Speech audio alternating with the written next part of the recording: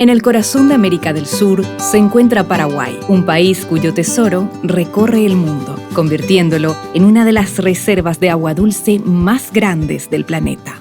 H2O Sonidos del Agua es la orquesta de sonidos de la tierra que con materiales sustentables hace música que crea conciencia sobre la conservación de nuestras aguas, llevando a las comunidades de todo el país una sinfonía de educación y respeto a la naturaleza.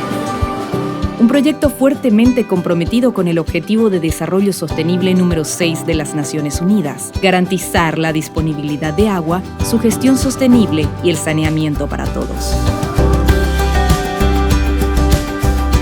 Para reforzar esto, Orquesta H2O Sonidos del Agua y Sonidos de la Tierra crearon un instrumento que funciona con agua de los cauces hídricos más poderosos de nuestro país.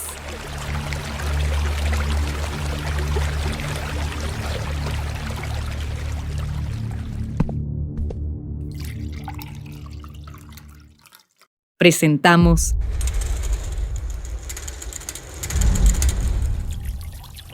el arpa de agua.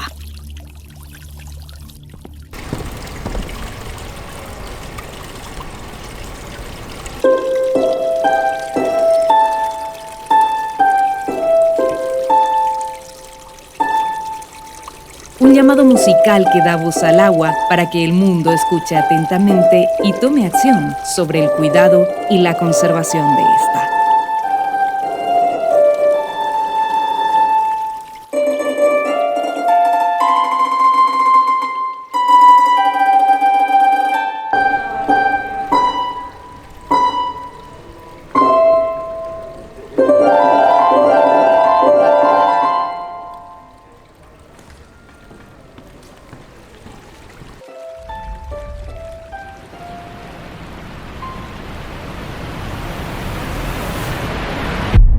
Escuchemos al agua.